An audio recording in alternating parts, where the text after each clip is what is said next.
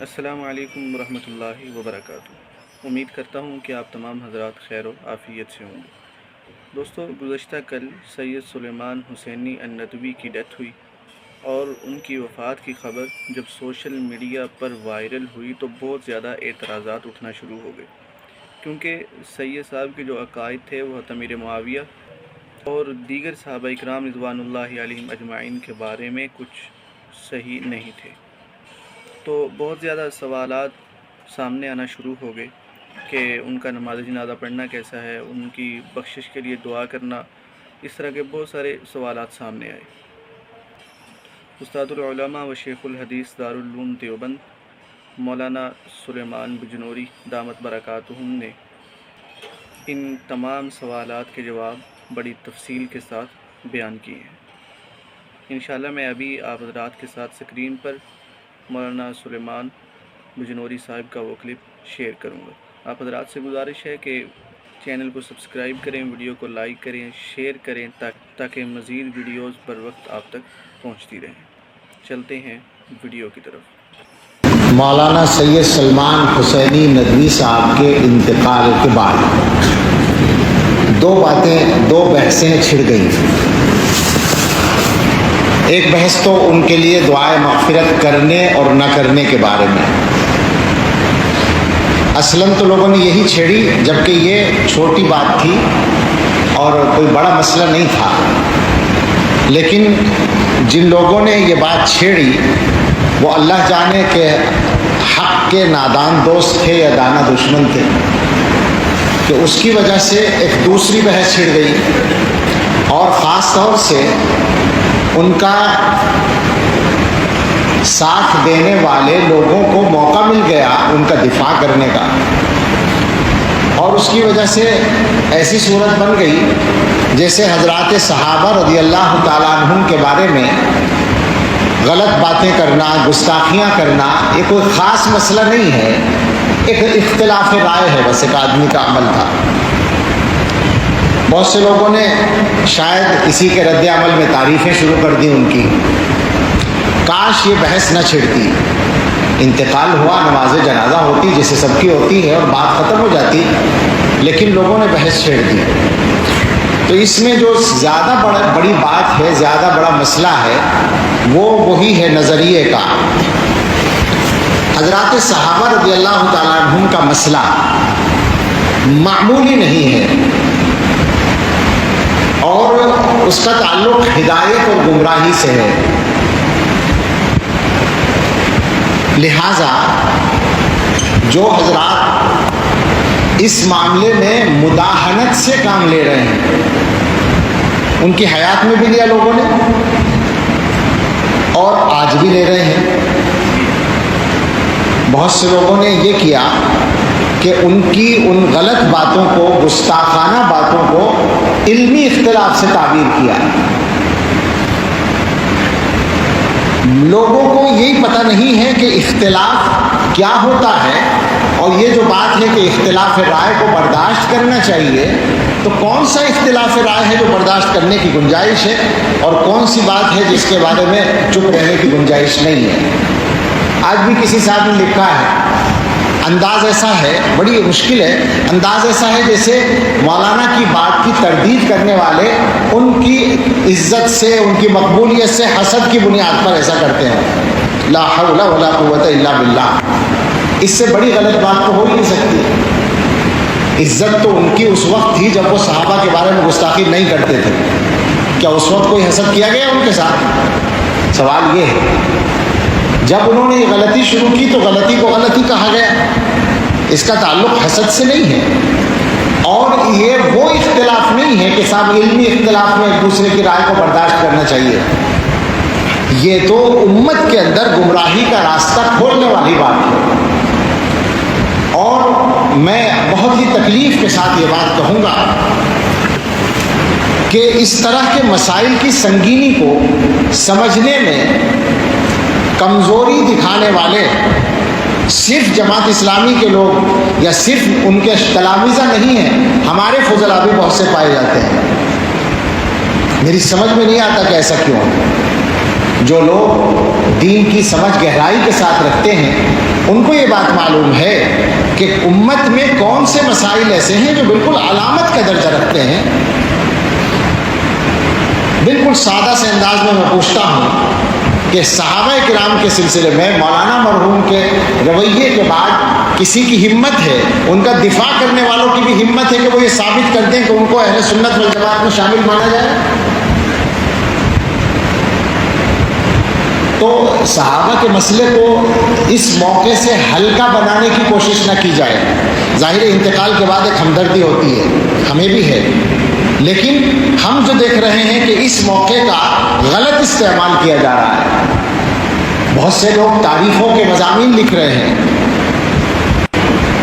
تعریفیں کسی آدمی کی بے شک کی جا سکتی ہیں، ذاتی طور پر اس واقعے سے پہلے، صحابہ کی گستاخی سے پہلے ان کے کمالات کو مانا جاتا تھا۔ اللہ تعالیٰ نے ان کو بہت صلاحیتیں دی تھیں، جیسے بہت سے لوگوں کو دیتے ہیں ان کو بھی دی تھی، کچھ ممتاز صلاحیتیں تھیں۔ عربی زبان پر جو ان کی قدرت تھی وہ نہایت، خاص طور سے بولنے پر وہ نہایت شاندار تھی۔ اس کی مثال ملنا مشکل ہے ہمارے ملک میں، بے شک تھی، لیکن اس کا یہ مطلب نہیں ہوتا کہ کسی کے کمالات کی بنیاد پر اس کی ہر غلط بات کو بھی غلط نہ کہا جائے، صحیح مان لیا جائے، یہ نہیں ہو سکتا۔ تو تعریفیں اپنی جگہ تھیں، لیکن اس واقعے کے بعد تو بات کرتے ہوئے تکلف ہونا چاہیے تھا لوگوں کو۔ آج جو ہے اگر کچھ لوگوں نے یہ کہہ دیا کہ صاحب ان کے لیے دعائے مغفرت نہ کرو، میں نہیں کہہ رہا ہوں، میں یہ اس موضوع پر آخر میں بات کروں گا، کچھ لوگوں نے کہہ دیا تو اس پر ایسا ہنگامہ مچا اور اس پر دلیلیں دی جانے لگی، لا تسبوا الاموات اذکروا محاسن موتاکم وکفوا عن مساویہم۔ میں ایسے لوگوں سے ایک درخواست کروں اگر تو برا نہ مانیں، جو بات آپ مولانا کے لیے ثابت کرنا چاہتے ہیں، جس دلیل کو پیش کر رہے ہیں کہ اموات کو برا نہ کہو اور محاسن موتا کا ذکر کرو، مساوی کا ذکر نہ کرو، تو کیا بیچارے حضرات صحابہ رضی اللہ عنہم اس درجے میں بھی نہیں آتے تھے؟ کیا وہ اموات اور موتا میں نہیں تھے؟ سوال ہے نا یہ۔ آج آپ کو تکلیف ہے، ایک عام امتی کے بارے میں آپ ان احادیث کو منطبق کر رہے ہیں، یہ احادیث صحابہ کے بارے میں منطبق نہیں ہوتی۔ اس کا مطلب یہ ہے کہ اس ملک میں صحابہ کے حق میں بات کرنا جرم بن جائے گا، یہ نہیں چلے گا، کچھ بھی ہو جائے۔ میں ویسے نہیں بول رہا ہوں، صحابہ کے مقام کو محفوظ رکھنا اس امت کی ذمہ داری ہے، ورنہ یہ امت ختم ہے۔ یاد رکھیں اس بات کو۔ بڑے بڑے محدثین کہہ چکے ہیں کہ جو لوگ دین کی بنیاد کو اٹھانا چاہتے ہیں وہ دین کو براہ راست نشانہ بنانے کی ہمت نہیں رکھتے تو صحابہ کو نشانہ بناتے ہیں، کیونکہ وہ انسان ہیں۔ انسانوں کو نشانہ بنانا آسان ہوتا ہے، اصل مقصد دین کی مخالفت ہے۔ اور جو لوگ صحابہ کو نشانہ بنانے میں ڈرتے ہیں وہ حضرت معاویہ کو نشانہ بناتے ہیں۔ معاویہ دروازہ ہے۔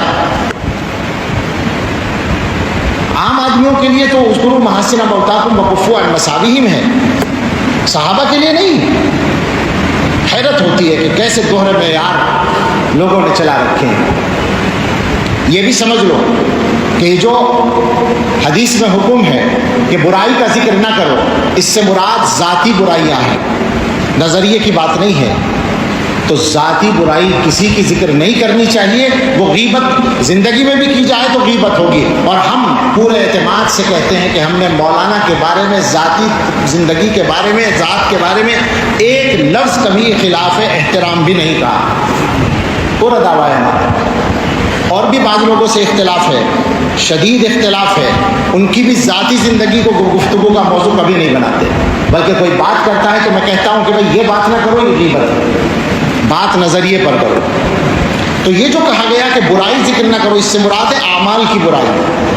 کسی آدمی کے عمل کی برائی آپ کو معلوم ہے، اس کا انتقال ہو گیا، اب آپ کہیں کہ صاحب وہ اتنا خراب آدمی تھا، ایسا عمل کرتا تھا، یہ غلط ہے، اس سے روکا گیا ہے۔ محدثین نے باقاعدہ لکھا، امام نووی رحمۃ اللہ علیہ نے کہ کفار اس سے مستثنا ہیں کفر کی بنیاد پر، منافقین مستثنا ہیں، اہل بدعت مستثنا ہیں، مبتدعہ کے ان کے نظریے کا ذکر کیا جائے گا غلطی کے اس کو ظاہر کرنے کے لیے۔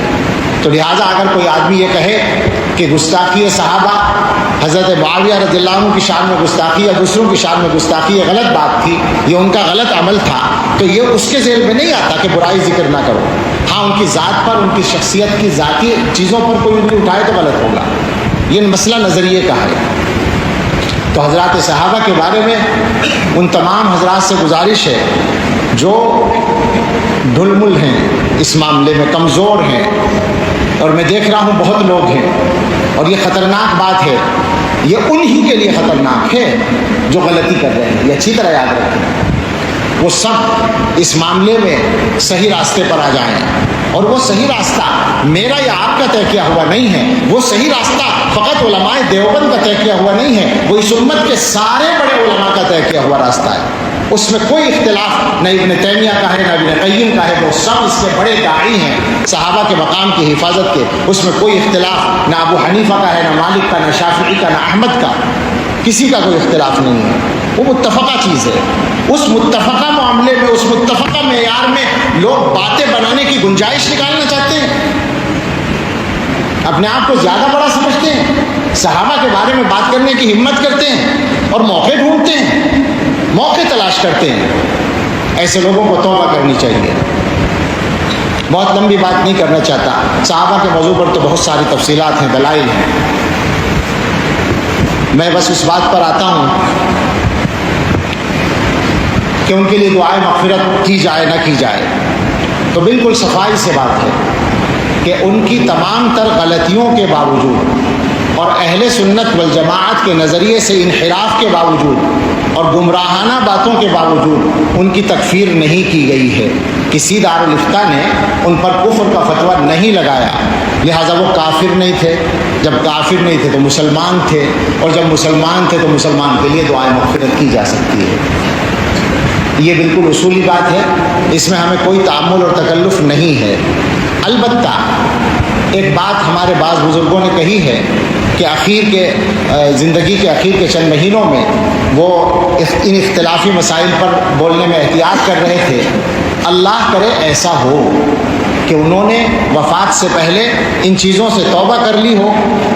رجوع کا لفظ بولنا غلط ہے، توبہ کرنے کا مسئلہ ہے کہ توبہ کر لی ہو ان چیزوں سے، اللہ کرے ایسا ہو، تو ظاہر ہے ان کے حق میں بہت خیر ہوگا، مگر اس کے ساتھ یہ ضروری ہوگا کہ ان کے جو اخلاف ہیں، بے تکلف ان سے اپیل ہے، گزارش ہے، نہ یہ ہماری انا کا مسئلہ ہے یا نہ یہ ان کی انا کا مسئلہ ہے، ان کے اخلاف سے درخواست ہے کہ مولانا کی جو تحریرات اور تقریرات، جو تحریریں اور تقریریں، جو تصنیفات اس موضوع پر ہیں اور جو ان کے خطابات ریکارڈ ہیں، ان چیزوں کو آگے چلانے سے احتیاط